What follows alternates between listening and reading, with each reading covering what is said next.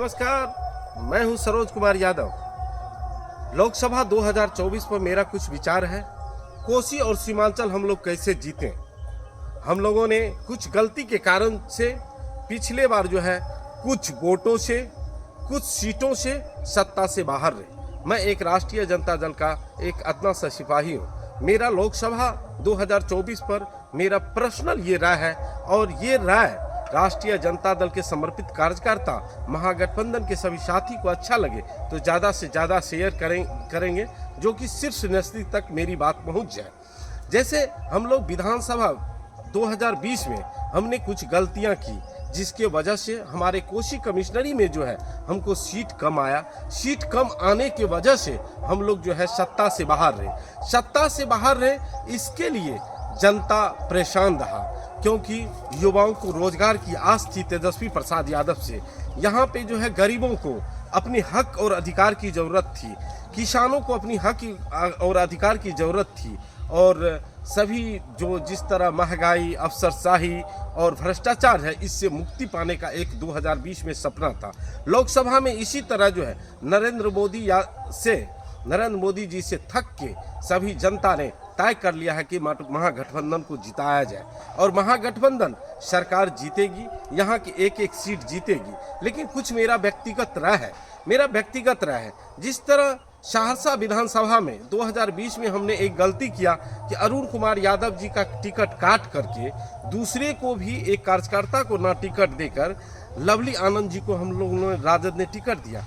इसके वजह से सहरसा की लगभग सीट हम लोगों के महागठबंधन के हाथ से चली गई, सुपौल की सीट चली गई, सीमांचल की सीट चली गई। तो उस गलती को शीर्ष नेतृत्व नहीं दोहराए। मेरा मानना है कि लोकसभा 2024 में जब पप्पू यादव जी ने जब पूर्णिया में अपनी तैयारी पूरा कर चुके हैं, जब उन्होंने अपने पार्टी को विलय कर चुके हैं कांग्रेस के साथ, तो मुझे लगता है कि राष्ट्रीय जनता दल एवं महागठबंधन के शीर्ष नेतृत्व का ये दायित्व होना चाहिए कि पप्पू यादव को महागठबंधन से पूर्णिया का उम्मीदवार बनाया जाए। इससे क्या होगा, हमारे कोसी कमिश्नरी सीमांचल में सभी सीट हम लोग लोकसभा का जीतेंगे।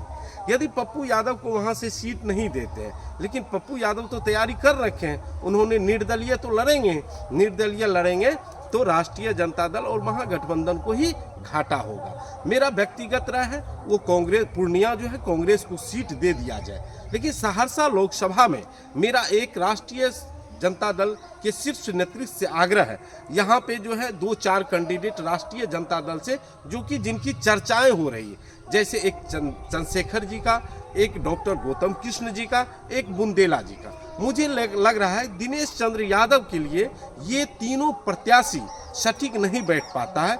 इसीलिए राष्ट्रीय जनता दल के लालू प्रसाद यादव जी ने सब दिन मधेपुरा लोकसभा से अपना सीट जीतते थे और यहाँ से वहाँ जनता की राष्ट्रीय जनता दल से बहुत लगाव है। तो मेरा राष्ट्रीय जनता दल के शीर्ष नेतृत्व से आग्रह है कि चाहे तो तेज प्रताप यादव जी को, चाहे तो मीशा दीदी को आप यहाँ से मधेपुरा लोकसभा से सीट पर अपना चुनाव लड़वाएं।